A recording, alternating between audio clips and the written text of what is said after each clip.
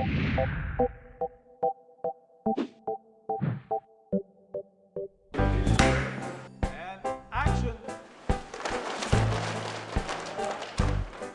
thought about Dr. Horrible probably for a year before I presented it to the other writers. It was Joss. It was around Christmas. He was over at our house. Jed Merce and I were living together at the time. He said, I have an idea for an internet short. Candy for my baby.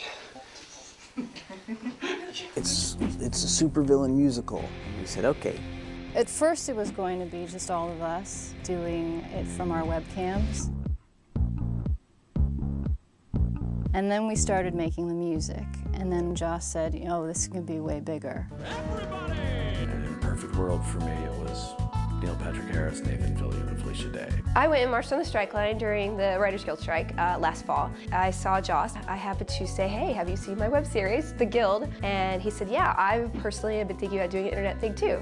I had never worked with Joss professionally before. The phone rang. It said Joss on the caller ID. I said, the answer is yes. And then I instantly got defensive and started pitching. No, it's gonna be great. I've already said yes twice, dude. You don't have to ask me 3 times. But most people In terms of the writing of the dialogue, most of it was done after we had cast them. As soon as Zach heard that Nathan was on board, he just went into his room and came back with a scene that just sounded exactly like Nathan. There were revisions of each other's work, so it all blends together, really. And it's hard to tell who's who in terms of the writing. We've come at it slightly differently because I'm mostly the comic book guy. Zach has that very dry kind of humor. When it came to like all the best lines ever in the script, that's pretty much Zach Whedon. Especially everyone's favorite line, "The hammer is my penis." The hammer is my penis. The hammer is my penis. The hammer is my penis. The hammer is my penis. Cut! Once again!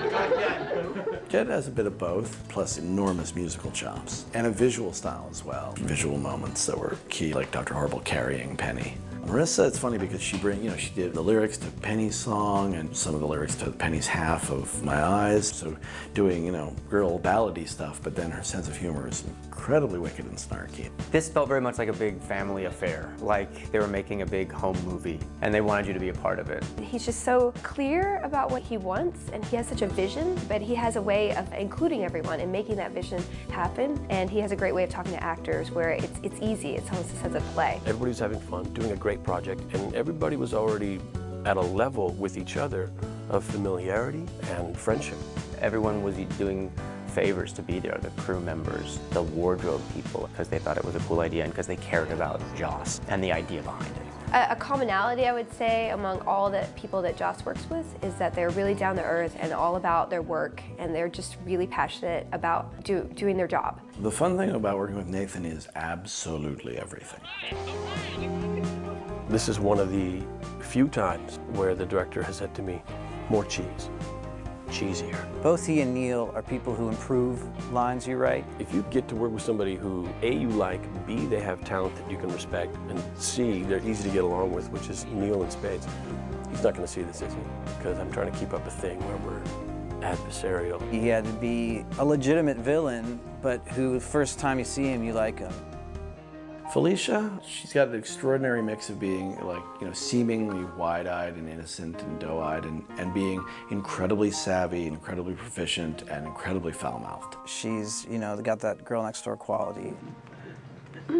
It's always fun to pretend that you have superpowers, but it's even more fun to actually have the world around you react as though you have superpowers. The idea that Hammer would jump down and push her out of the way and knock her in the garbage makes me laugh and laugh. Nathan was harnessed to that van for practically half the day. We only had enough street for the part of the number he sang before he jumped off.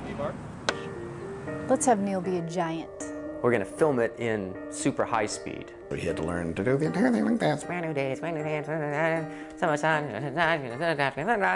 How do you stomp around like you're 2,000 pounds in the span of 2.5 seconds singing like a chipmunk? I still don't know. We found out that none of that was usable, and we just had him do it at normal speed.